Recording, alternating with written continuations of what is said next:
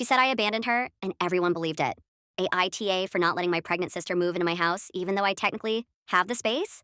I knew something was wrong the second my phone buzzed at 6:12 a.m. because nobody in my family texts that early unless someone is sick or broke or both. I was still half asleep, one arm flung over my face, the other reaching for the phone on my nightstand. The screen lit up with my sister's name, 3 messages stacked on top of each other. Hey, are you awake? Can you call me when you see this? That last line made my stomach tighten. I stared at the ceiling for a second, listening to the low hum of the heater kicking on, the quiet that only exists before the rest of the world wakes up. I had this immediate, irrational urge to pretend I hadn't seen it yet. Unlike maybe if I delayed long enough, whatever problem she was about to hand me wouldn't become real. But, of course, I called her. She answered on the first ring, already crying. Not sobbing, but that tight, controlled crying where someone is trying very hard not to completely fall apart. I sat up, rubbing my eyes, my heart already racing. What's going on? I asked, keeping my voice low even though I was alone. She took a shaky breath.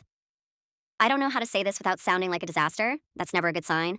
Her name is Emily. She's my younger sister by 3 years, which in our family somehow translated into her always being treated like she needed a little extra help, a little extra grace. I've always been the stable one, the one with the boring job, the mortgage, the color-coded Google Calendar. Emily has always been more fluid, creative, emotional, prone to big life changes that she swears will be different this time. She finally blurted it out. I'm pregnant. I closed my eyes, not because I was angry or disappointed, but because I felt the weight of what was coming next before she even said it. Oh, I said. Okay. I know, she rushed on. It wasn't planned, but I'm not freaking out about that part. I mean, I am, but not like. She laughed weakly, then stopped. The problem is Ryan. There it was. Ryan, her on again, off again boyfriend of 2 years who never seemed to have steady work and always had a business idea he was about to launch. The one I'd quietly warned her about more than once, and then stopped warning her about because she'd started snapping at me for being judgmental. He left, she said. Well, he didn't exactly leave, but he said he needs space, and he can't do this right now. And I can't afford the apartment on my own. I leaned forward, elbows on my knees. My house was cold in that early morning way, the hardwood floor biting through my socks. When does your lease end? End of the month. It was the 10th. She went quiet, and I could hear her breathing on the other end. I knew that silence. It was the pause where she waited for me to fill it, to offer something without her having to ask. I didn't, at least not right away. I asked a few practical questions instead. How far along? Whether she talked to our parents yet, whether she had any savings. Each answer felt like another brick dropping into place, building a wall I didn't want to look at. Finally, she said it. I was wondering if I could stay with you for a while. There it was, the ask. I live alone in a 3-bedroom house. I bought it 2 years ago after saving forever, putting down almost everything I had, signing my name on what felt like a million documents. I use one bedroom as my room, one as a home office, and the third as a kind of storage/guest room that's half boxes, half treadmill I never use. On paper, yes, I have the space, but the idea of it made my chest feel tight. For how long? I asked carefully. Just until I get back on my feet, she said quickly. A few months. I'll figure something out. I always do. I didn't say what I was thinking, which was that a few months had turned into over a year the last time she crashed on a friend's couch. That she was pregnant, which meant this wasn't just about her anymore. That once she moved in, getting her to move out would be a whole different kind of conversation. I need to think about it, I said. There was a beat of silence. Then her voice changed, just slightly. Okay, she said. I don't really have anyone else. That sentence followed me all day. I went to work, answered emails, sat through a meeting where I nodded at the right times and took notes I didn't remember writing. My phone buzzed a few times. Text from my mom this time. Emily told me the news. Have you talked? She's really scared. I knew what was coming next before it arrived. By lunchtime, my mom called. She didn't waste time. So, she said in that careful tone she uses when she's trying not to push too hard. You have the room, right? I stared at my salad, untouched. I have rooms, I said. Nah, that's not the same thing. She's your sister, my mom said, and she's pregnant. I know, I said. I was on the phone with her at 6 a.m. I know. There was a pause. She wouldn't need to stay forever?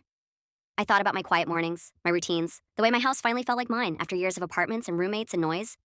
I thought about Emily's tendency to take over spaces without meaning to leave things half-finished, to bristle at boundaries even when they were reasonable. I'm not saying no, I said, which was true. I'm saying I need to think about what yes would actually mean. My mom sighed, the kind of sigh that carries disappointment without saying it outright. Just remember, she said, family shows up for each other. After we hung up, I sat there for a long time. I'd phone face down on the table, feeling that familiar pressure settle in. The role I'd been playing my whole life without ever agreeing to it. The responsible one. The safety net. I kept asking myself the same question over and over. If I say no, am I setting a boundary? Or am I abandoning my sister when she needs me most?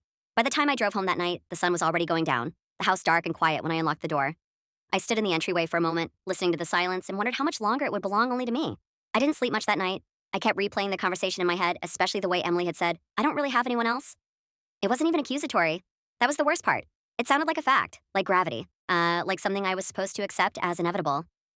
The next morning, I woke up to a group text I hadn't been added to yet, but somehow still knew existed. My phone buzzed nonstop while I was brushing my teeth.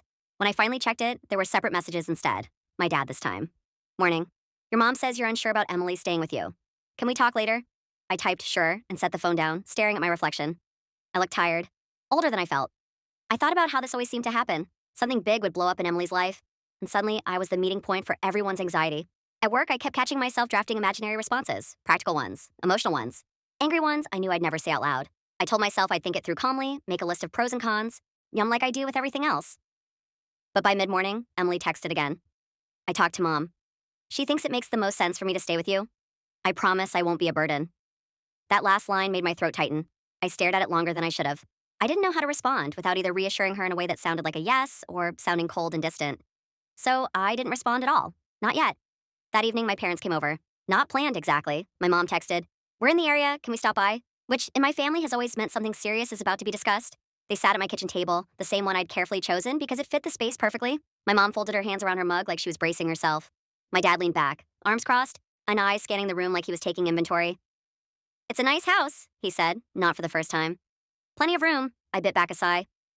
"We're worried about Emily," my mom said gently. "She's overwhelmed." "I know," I said. "I'm worried too." "She's pregnant," my dad added, as if that alone should end the discussion. "I'm aware," I said, sharper than I meant to. I took a breath. "I just need everyone to understand that this isn't a small favor. This would change my life." My mom nodded, but her expression said she didn't quite agree. "Of course it would. But sometimes family has to make sacrifices." That word, sacrifices, hung in the air. I tried to explain. About how I work from home 3 days a week, about how my office isn't just a spare room, it's how I pay my bills. Each chart about how Emily doesn't have a plan beyond figuring it out, and how that scares me. "She won't be there forever," my dad said again. "You don't know that," I said. "No one does." My mom's voice softened. "Are you worried she won't leave?" I hesitated. "Yes." They exchanged a look. "That feels unfair," my dad said. "You're assuming the worst." "I'm assuming based on past experience," I said quietly. My mom reached across the table and touched my hand. "She's not trying to take advantage of you." "I know," I said, and I meant it. That was the worst part. Emily wasn't some villain twirling her mustache, plotting to steal my house. She was scared and scrambling and leaning on the structures she knew would hold, which meant me. "She just needs time," my mom said, "and support." I pulled my hand back, not rudely, just enough to create a little space. "What about you?" I asked. "Why can't she stay with you?" My mom's mouth tightened. "Our house isn't set up for that." I almost laughed. Their house had 4 bedrooms. But I knew what she meant. They didn't want the disruption. The crying baby. The constant tension. They were close enough to help, but not close enough to be responsible. "So, it's easier if it's me?" I said. No one answered that directly. After they left, my house felt smaller. The quiet felt heavier. I wandered into the guest room and looked at the stacks of boxes, the treadmill shoved against the wall. I tried to imagine a crib there. Diapers, a rocking chair. Emily's stuff creeping into every corner. My phone buzzed again. A call from Emily, I answered. "I heard Mom and Dad came over," she said. "Yeah." She was quiet for a second. "Mine, I don't want to force you," she said. "If you don't want me there, just say it." I swallowed. "It's not that simple." "It kind of is," she said, and I could hear the hurt creeping in. "You either help me or you don't." "That's not fair," I said. "I'm allowed to think about this." "I don't have time for you to think," she said, her voice breaking. "My lease ends in 2 weeks. Ryan's gone. I'm pregnant. I feel like I'm drowning." Guilt surged through me, hot and immediate. "I know," I said. "I'm not saying no." "But you're not saying yes," she said. "No," I said. "I'm not." She sighed, long and shaky. "Everyone keeps telling me you'll come around." That landed harder than I expected. "Everyone? Mom, Dad, even Aunt Lisa," she said. "They all say you're just scared and you'll do the right thing." The right thing, as if there was only one. I felt something shift in me then. Not anger exactly, but a tightening resolve. "I need you to stop telling people that," I said. "This is between us." She went quiet. When she spoke again, her voice was small. "I didn't mean to pressure you." "But you are," I said gently. "Whether you mean to or not." "I just thought you'd want to help," she said. "I do want to help," I said. "I just don't know if this is how." We ended the call without resolving anything. I sat on the couch afterward, staring at the blank TV screen, feeling like the walls were closing in. Over the next few days, the pressure didn't ease. It multiplied. Texts from relatives I barely talked to. "Heard about Emily. You're such a good sister. She's lucky to have you." Each message felt less like support and more like a reminder of the role I was expected to play. And underneath it all was the question I couldn't escape. If I said yes now, would I ever get to say no later? By the end of the week, it felt like everyone knew my business. I'd get texts from cousins I hadn't seen in years, coworkers making offhand comments about family stuff, even my neighbor asking if everything was okay because she'd seen my parents' car over a few times. I realized Emily had been talking, not maliciously, necessarily, but openly, desperately. And every version of the story made it sound like I was standing in the way of her survival. I tried to stay calm about it. I really did. I told myself people talk when they're scared. I told myself Emily wasn't trying to turn me into the villain. But it got harder when the pressure stopped being subtle. My mom started calling twice a day.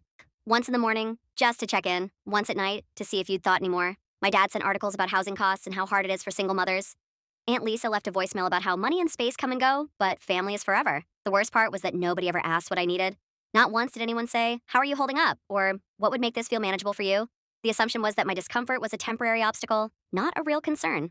On Saturday, Emily showed up at my door unannounced. I was in the middle of cleaning, trying to keep my hands busy so my brain wouldn't spiral.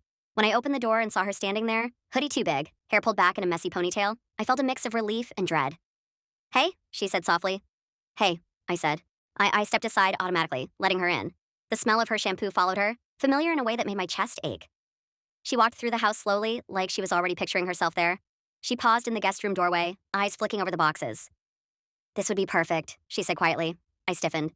"Emily?" "I know," she said quickly, turning to face me. "I know you haven't said yes. I needed to see you." She sat down on the edge of the couch, shoulders slumped. Up close, she looked exhausted. There were dark circles under her eyes I hadn't noticed before. Her hands rested protectively over her stomach, almost unconsciously. "I'm scared," she said. "All the time." I sat across from her. "I know." "No, I don't think you do," she said, not accusingly, just honestly. I wake up every night thinking about money, about being alone, about messing this up before it even starts." I swallowed. "Emily, I'm not saying your fear isn't real." "Then why does it feel like you're choosing your comfort over my safety?" she asked. The words landed like a punch. I opened my mouth, then closed it. I had to force myself not to react defensively. "That's not what this is," I said slowly. "This isn't about comfort, it's about boundaries." She shook her head. "It's a house. You have rooms you don't even use." "That doesn't mean they're empty," I said. "My life is in them." She looked at me, eyes glossy. "So I'm just, what, an inconvenience?" "No," I said quickly. You're my sister?" "Then act like it," she said. The silence stretched between us. I could hear the ticking of the clock in the kitchen. The distant sound of a lawnmower outside. "I need some kind of plan," I said finally. "Not just, I'll figure it out. I need to know how long, what you're working toward, what boundaries we'd have." Her face tightened. "I can't plan my entire life right now. I'm not asking for your entire life," I said. "I'm asking for something that protects both of us." She stood up abruptly. "You're making this transactional." "I'm making this realistic," I said, my voice shaking despite myself. She grabbed her bag. "I shouldn't have come," she said. "I forgot how everything with you has to be so controlled." That hurt more than I expected. "I'm not controlling you," I said. "I'm trying not to lose myself." She looked at me like she didn't recognize me. "You've changed," she said. "Maybe," I said. "Ma, or maybe I just stopped automatically saying yes." She left without hugging me. After she drove away, I sat on the floor with my back against the couch and cried. Not big, cathartic sobs, just quiet tears that kept coming no matter how many times I wiped them away. I felt like I was grieving something I couldn't name, maybe the version of our relationship where loving her didn't feel like self-erasure. That night, I got a long text from my mom.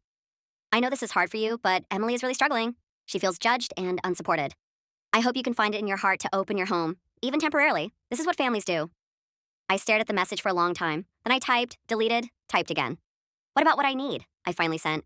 "Why doesn't that matter too?"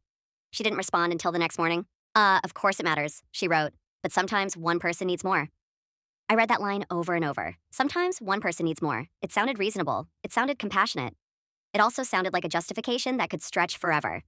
By Monday, Emily's situation had gotten worse. Ryan had officially stopped responding to her messages. Her landlord wouldn't extend the lease. She started hinting that she might have to put her things in storage. "I don't know where I'm going to go," she said over the phone, her voice flat. "Unless you've decided." The weight of it pressed down on me until it was hard to breathe. I felt trapped between two versions of myself, the sister who opens the door no matter the cost, and the person who knows that doing so might quietly ruin her life. That night, I wrote out what I thought were reasonable conditions: a 6-month limit, a written agreement, a clear expectation that she'd be actively working toward independence. No assuming I'd provide childcare, no taking over common spaces. It felt cold, even as I wrote it, but it was the only way I could imagine surviving this without resentment eating me alive.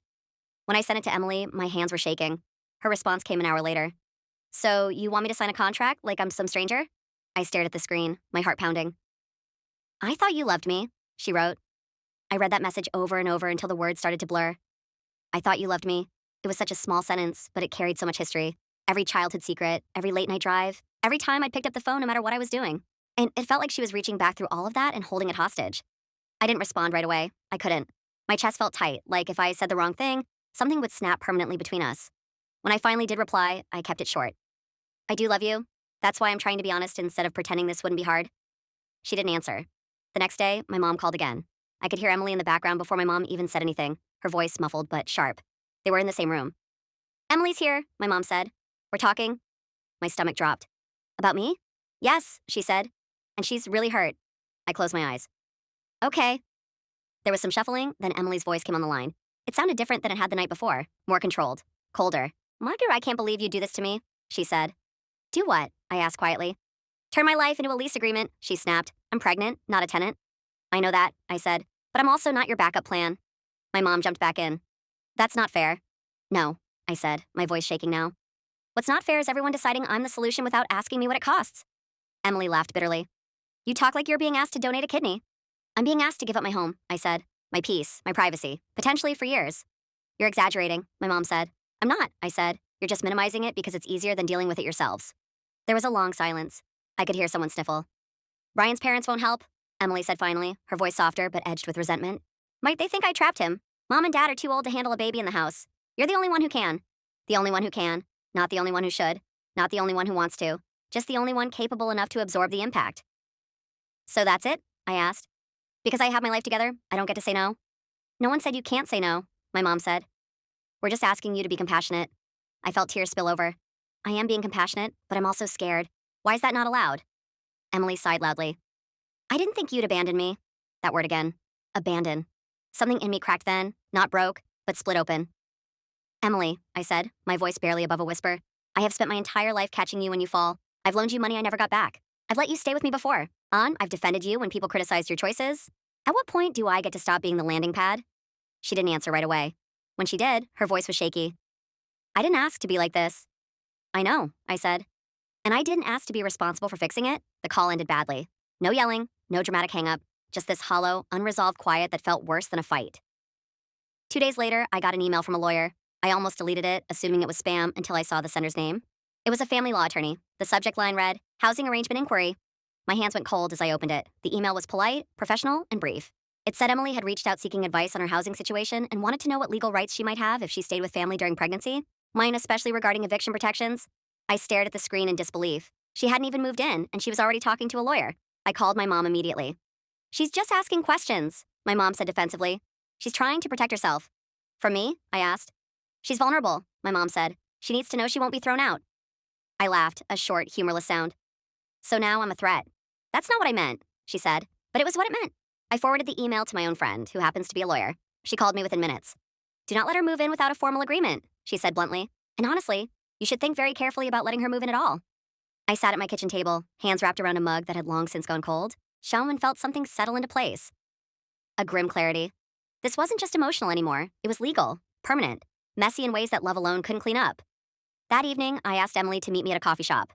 Neutral ground, public. Somewhere we couldn't yell or cry without witnesses. She showed up late. She looked tired, but there was a stiffness to her posture that made me brace myself. I know about the lawyer, I said once we sat down. Her eyes widened just a fraction. Mom told you? No, I said. The lawyer emailed me. Her face flushed. I didn't mean for that to happen. But it did, I said. And it changes things. She crossed her arms. So what, now you think I'm scheming? I think you're scared, I said. And I think you're trying to protect yourself. But so am I. She looked away. I can't believe you'd assume I'd take advantage of you. I can't believe you'd prepare for a legal battle before we've even agreed on anything, I said. Her eyes filled with tears. I have nothing, she whispered, and you have everything. That sentence stayed with me. Not because it was true, but because it explained so much. The resentment I'd felt creeping in from her side. The way my stability had become a silent accusation. I don't have everything, I said softly. I just have things I worked very hard for. And I'm not willing to lose them out of guilt. She looked at me then, really looked at me, like she was seeing a version of me she didn't recognize. So, what are you saying? She asked. I took a deep breath. I'm saying I can't have you move in. The words felt heavy, but strangely solid once they were out. Her face crumpled. Then where am I supposed to go? I don't know, I said, tears sliding down my face now. But it can't be here. She stood up so fast her chair scraped loudly against the floor. People looked over. You'll regret this, she said, her voice low and shaking. I hope you know that. She walked out, leaving her coffee untouched. I sat there long after she left, my hands trembling, my heart pounding so hard it felt like it might bruise. I knew this wasn't the end. I could feel it. The fallout was coming. The fallout came faster than I expected. By the time I got home from the coffee shop, my phone was already lighting up. Missed calls, texts, voicemails stacking on top of each other like bricks. I didn't listen to them right away. I put my keys down, kicked off my shoes, and just stood in the middle of my living room staring at nothing. My house felt different. Not comforting, not safe. More like a courtroom after the verdict has been read. I poured a glass of water and sat on the couch, forcing myself to breathe before I checked my phone. The first voicemail was from my mom. "I don't understand how you could say that to her," she said, her voice tight. "She's devastated. She feels completely rejected." The second was from my dad, shorter, colder. "We need to talk. This isn't what we raised you to be." That one hurt more than I expected. I stared at the wall while it played, feeling something hollow open up in my chest. I'd spent my whole life being the good one, the responsible one, and now suddenly I was being treated like I'd failed some invisible test. Then the texts started coming in from extended family. I heard Emily has nowhere to go. This is such a shame. I hope you reconsider before it's too late. Imagine how you'd feel if the roles were reversed. I put my phone face down again, my hands shaking. My heart was pounding like I'd just run up a flight of stairs, except I was sitting perfectly still. I kept replaying Emily's face in the coffee shop, the way her voice cracked when she said I had everything and she had nothing. I didn't sleep that night. Every time I closed my eyes, I imagined her sleeping in her car or on someone's couch, or worse. I imagined her telling her child someday that their aunt didn't help when she should have. I imagined Thanksgiving tables without me. The next morning, I called in sick to work. I couldn't focus on anything. My brain felt raw, like it had been rubbed too hard. Around noon, there was a knock on my door. I knew who it was before I even opened it. My parents stood on the porch, coats on, faces set. My mom's eyes were red. My dad's jaw was clenched in that way that meant he'd already decided how he felt. "Can we come in?" my mom asked. I stepped aside. They didn't sit down. They stood in the living room like they were staging an intervention. "This has gone too far," my dad said. "Emily is staying with us for now, but it's not sustainable." I felt a flash of relief, immediately followed by guilt for feeling it. "Okay," I said carefully. "She cried all night," my mom said. "She feels like you don't care whether she or the baby are safe." "I do care," I said. "I just said I couldn't have her live with me." My dad shook his head. "That's not caring. That's choosing yourself." "Yes," I said, even before I could stop myself. "It is." The word hung there, undeniable. My mom looked at me like I'd slapped her. "That's incredibly selfish." I felt something snap then, not explosively, quietly, like a thread finally giving way after being pulled for too long.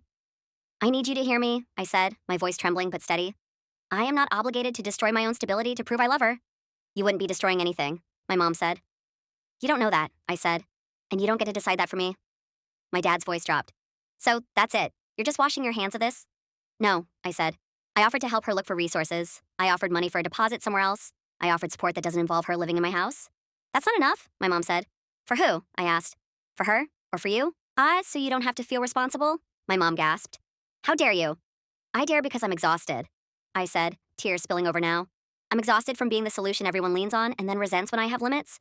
There was a long, painful silence. Finally, my dad said, "If you don't help her, don't expect us to pretend everything's fine." I nodded slowly. "Okay." I didn't know what else to say. I didn't know how to fight that kind of conditional love. They left without hugging me. That afternoon, Emily posted on Facebook. I didn't see it myself at first. A coworker texted me. "Hey, are you okay? I just saw Emily's post." My stomach dropped. I opened the app, my hands trembling. The post wasn't long. No names, no direct accusations. Just enough detail for anyone who knew us to connect the dots. Never thought I'd be pregnant and homeless while family with a big empty house turned their back on me. I hope my child never learns this kind of coldness. The comments were immediate and brutal. So heartbreaking. Some people don't deserve family. I'd never do this to my sister. This is why money changes people. I scrolled, my chest burning. People I'd known my whole life. People who had eaten at my table. Passing judgment on a version of the story that left no room for me to be human. I didn't comment. I didn't defend myself. I shut my phone off completely and sat on the floor, my back against the couch, staring at the wall until the sun went down. That night, I got an email from HR at work. Someone had contacted them, concerned about my character and whether I was fit to manage others. They didn't say who, but I knew. And I felt physically sick. This wasn't just family drama anymore. It was bleeding into every corner of my life. My home, my job, my reputation. I called my lawyer friend again. "You may need to protect yourself," she said gently. "Document everything, and if things escalate, you might need to send a cease and desist regarding defamation." The word defamation made my head spin. This was my sister. Not a stranger, not an enemy. But as I lay in bed that night staring at the ceiling, I realized something terrifying and clarifying all at once. Loving someone didn't mean letting them burn your life down to stay warm. And the scariest part was knowing that choosing myself might cost me my family, at least for a while. The next few days blurred together in a way that made time feel unreal, like I was moving through water. I kept my phone on silent, but checked it compulsively anyway, like touching a bruise just to see if it still hurt. Emily's post spread faster than I expected. People shared it, people screenshotted it, and added their own commentary. Someone tagged a local support single moms page with a caption about how, "Not all monsters look like strangers." I stopped opening Facebook altogether after I saw a comment from a woman I'd gone to high school with saying, "If this were my sister, she'd be dead to me." Dead to me. I started to feel paranoid leaving my house. I'd pull into the grocery store parking lot and wonder who recognized me, who had read the post, who was silently judging me in the produce aisle. Every neutral glance felt loaded. I found myself rehearsing explanations in my head that I never actually got to give. At work, things got tense in a quieter, more insidious way. My manager called me into her office and closed the door. She didn't accuse me of anything outright. She didn't need to. There's been some chatter, she said carefully. Nothing official, but it's distracting people. I nodded, staring at my hands. I understand. We just want to make sure nothing personal spills into the workplace, she said. I wanted to laugh. I wanted to scream. I wanted to ask how I was supposed to control what my sister posted online. But I just said, of course. After that, people treated me differently. Conversations stopped when I walked into rooms. Someone I'd considered a friend didn't invite me to lunch like she usually did. It was subtle enough that I couldn't call it out without sounding paranoid, but real enough that I went home every night with my stomach in knots. The worst part was the guilt. It crept in during quiet moments, whispering that maybe everyone else was right. Maybe I was cold. Maybe I'd hardened myself too much in the name of boundaries. Maybe this was what selfishness actually looked like. Then my mom called to tell me Emily had gone to the ER. She fainted, my mom said, her voice tight. Stress, dehydration, they're keeping her overnight for observation? My heart dropped straight into my stomach. Is the baby okay? Yes, she said quickly. For now. I sat down hard on the edge of my bed. Why are you telling me this? There was a pause. Because this is what happens when people feel abandoned, my mom said quietly. I felt like I couldn't breathe. Are you saying this is my fault? I'm saying stress is dangerous during pregnancy, she replied. That night, Emily posted again. This time it was a photo from the hospital room, just her hand on her stomach, IV visible. The caption read, doing my best to stay strong for my baby. Some of us don't get the support we thought we had. I stared at the photo until my vision blurred. My phone buzzed almost immediately. Texts from relatives, acquaintances, even someone I barely knew. Have you seen Emily's post? I hope you're proud of yourself. This could have been avoided. Something inside me finally broke. Not into pieces, but open. I started shaking, full body, uncontrollable. I slid down the wall and sat on the floor, hugging my knees, gasping like I just surfaced from underwater. I called my lawyer friend again. He's sobbing so hard I could barely get the words out. You need to stop reading this, she said firmly once she understood. And you need to protect yourself. This has crossed a line. The next morning, she drafted a letter. A simple cease and desist. No threats, no accusations. Just a request that Emily stop posting about me in a way that implied neglect or abuse, and stop contacting my workplace. Sending it felt surreal, like I was participating in some twisted version of adulthood I'd never imagined, where loving your sibling meant communicating through legal language. Emily exploded. She texted me paragraph after paragraph, accusing me of threatening her, of trying to silence her, of making her pregnancy about me. My mom called, crying, saying I'd humiliated Emily and made her feel unsafe. She feels like you're punishing her for being vulnerable, my mom said. I'm trying to survive this, I said. I'm barely functioning. You could end all of this by just letting her move in, my mom said softly. There it was again. The same refrain, as if my house was a magic eraser that could wipe away every problem, every boundary, every consequence. I can't, I said. And if that means you all hate me for a while, I'll have to live with that? There was silence on the other end. Then my mom said very quietly, I don't recognize you anymore. That one landed deeper than anything else. After that, communication stopped almost entirely. Emily blocked me on social media. My parents stopped calling. Family group chats went quiet. I existed in this strange limbo where I was both the villain and the ghost. And yet, underneath the grief, the fear, the loneliness, there was something else. Something I didn't expect. Relief. Not clean or happy relief, but the absence of constant pressure. The quiet that came when I stopped bracing for the next guilt-loaded message. I slept through the night for the first time in weeks. I ate a full meal without feeling nauseous. One evening, I sat on my back porch as the sun went down, listening to the hum of cicadas, and realized I wasn't clenching my jaw. My shoulders weren't up around my ears. For the first time since that 6:12 a.m. text, my body felt like it wasn't under attack. The cost had been enormous. My reputation, my relationships, my sense of belonging. But I also knew, with a clarity that scared me, that if I'd said yes out of fear instead of conviction, I would have disappeared inside my own life. And that would have been a quieter kind of destruction. One no one would have posted about, but one I would have lived with every day. Weeks passed, not in a dramatic montage way, just slowly, painfully, like watching a bruise change colors. Life didn't snap back into place. It sagged. It adjusted. At work, things stabilized in a stiff, professional way. HR never followed up, which I took as a small mercy. My manager stopped checking in. People stopped whispering as obviously. I wasn't welcomed back into the fold, but I also wasn't pushed out. I learned to live in that middle space, where you keep your head down and do your job and accept that not everyone needs to like you. At home, the quiet became less sharp. I stopped flinching every time my phone buzzed. I stopped reaching for it the moment I woke up, bracing for damage. Some days, I even forgot to check Facebook entirely. My parents didn't speak to me for almost a month. That hurt more than I let myself admit. I'd always known their love came with expectations, but I'd never seen it withdrawn so completely. I oscillated between anger and sadness. Some days I wanted to call them and apologize just to make the pain stop. Other days I felt cold and distant, like something fundamental had shifted and I couldn't undo it even if I wanted to. Emily didn't contact me at all. Through mutual acquaintances, I heard fragments. She moved out of my parents' house after a few weeks because it was too stressful. She was staying with a friend now. Someone else had set up a small fundraiser for her. She was doing better. She was still hurt. I carried that with me everywhere, still hurt, as if hurt was a debt I owed. I started seeing a therapist. I told myself it was temporary, just to get through the worst of it, but by the third session I realized how long I'd been holding my breath. I talked about my childhood, about how I learned early that being needed was safer than being loved, about how saying no felt like betrayal even when it was necessary. One afternoon, my therapist asked me, if you had let your sister move in, what would you have lost? The answer came faster than I expected. Myself, I said. Saying it out loud made my throat tighten. Around that time, my mom finally texted me. Can we talk? I stared at the message for a long time before replying. My hands were steady when I typed, okay. We met at a diner halfway between our houses, neutral territory again. She looked older than I remembered. Tired. Her eyes softened when she saw me. But there was still distance there. I've been thinking a lot, she said after we ordered. So have I said. She sighed. I think we put too much on you. I didn't respond right away. I didn't want to jump on it, didn't want to make it easy. We were scared, she continued. And when we're scared, we default to what's familiar. You fixing things. I nodded. That's the pattern. She winced slightly. Yes. There was a pause. She stirred her coffee, watching the cream swirl. Emily is still angry, she said. But she's calmer. I'm glad, I said and meant it. My mom looked up at me.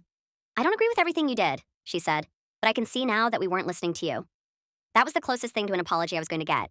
I took it. I'm not trying to punish anyone, I said. I just can't be the solution at the cost of my own life. She nodded slowly. I know. We didn't hug when we left, but we didn't avoid each other either. It felt like the beginning of something tentative and fragile. Not healed, not broken beyond repair. A few weeks later, Emily emailed me. Not a text, not a call, an email. That alone told me how careful she was being. I don't know what to say, it began. I'm still angry, I don't know when I won't be. But I'm starting to see that things got out of control. I read it twice before continuing. I felt like everything was slipping away, and I panicked. I wanted someone to make it okay. When you didn't, I lashed out. I'm not ready to forgive you yet, but I wanted you to know I'm not trying to ruin your life. My chest ached as I read it. It wasn't reconciliation. It wasn't even warmth. But it was honest, I replied carefully. I told her I was glad she and the baby were okay. I told her I was open to talking when she was ready. I didn't apologize for my decision. I didn't defend it either. I just named it. After that, there was nothing for a while. Life went on in small, ordinary ways. I replanted my garden. I started using the treadmill again, slowly, awkwardly. I laughed at a coworker's joke without feeling like I was betraying anyone by being okay. The house felt like mine again. Sometimes, late at night, I still wondered if I'd made the wrong choice. I imagined alternate timelines where Emily moved in, where things somehow worked out, where we bonded over midnight cravings and baby clothes and shared responsibility. But when I imagined the more likely version, the exhaustion, the resentment, the legal mess, even the quiet erasure of my own needs, I felt a familiar, steady certainty settle in. I had chosen a hard path, but I had chosen it with my eyes open. And for the first time in my life, that felt like something worth standing by. About a year later, my life looked ordinary in ways that would have felt impossible back then. Not perfect, not healed in some inspirational Instagram caption way, just lived in, real. The baby was born in early spring. I found out through my mom first, a careful phone call where she sounded nervous, like she wasn't sure how much she was allowed to say. She had a boy, she told me. Everyone's healthy. I sat down on the edge of my bed when she said it. My chest did that strange expanding thing, like something unclenched without my permission. I asked the questions you ask. Wait, name, whether Emily was okay. My mom answered, relieved, like she'd been waiting for me to care out loud. Emily didn't tell me herself. Not then. I sent a short message anyway. Congratulations, I'm glad you're okay. He's beautiful. I didn't know if she'd read it. I didn't know if she'd want it, but it felt important to put it into the world. She replied 3 days later. Just, thank you. Nothing else. That was enough. Over the months that followed, things softened in small, uneven increments. My parents started inviting me to dinner again, carefully at first, like they were testing whether the ground was still unstable. I went. I didn't pretend nothing had happened. They didn't either. We learned how to talk around the scar tissue without poking it too hard. Emily and I existed in a strange orbit. We weren't close, but we weren't enemies. Yeah, occasionally she'd send a picture of the baby. Sometimes I'd respond. Sometimes I wouldn't know what to say, and I'd let the moment pass. I stopped beating myself up for that. I was allowed to be unsure. Once, when the baby was about 6 months old, Emily asked if I wanted to meet him.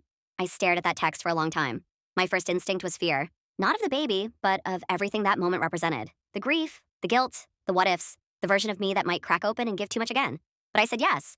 We met at my parents' house. Neutral ground, safe exits. When she walked in carrying him, something shifted in the room. He was tiny and warm and real in a way nothing online had prepared me for. Emily looked different too. Older, quieter. There was a steadiness to her that I hadn't seen before. She didn't apologize. Neither did I. She handed him to me after a few minutes, tentative, like she wasn't sure I'd take him. I did. He wrapped his fingers around mine with surprising strength. I felt tears prick my eyes, sudden and unwelcome. He has your nose, my mom said softly. Emily snorted. Poor kid. We all laughed, and for a second it felt almost normal. Not before normal, just now normal. Later, when I was leaving, Emily walked me to my car. We stood there awkwardly, the baby asleep against her chest. I still wish things had gone differently, she said finally. I know, I said. But I get it more now, she added. What you were trying to say. I looked at her. That doesn't mean it didn't hurt. No, she said. It did.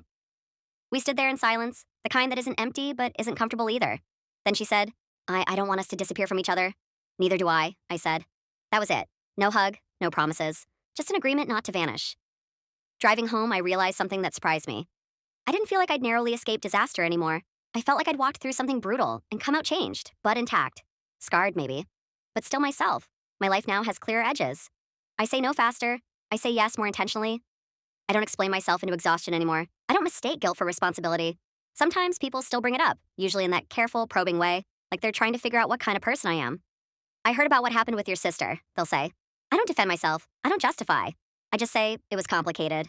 Because it was. I loved her. I love her. And I didn't let her move in. Both of those things are true, and they can coexist, even if not everyone understands that. There are still nights when I walk through my quiet house and feel the echo of what might have been.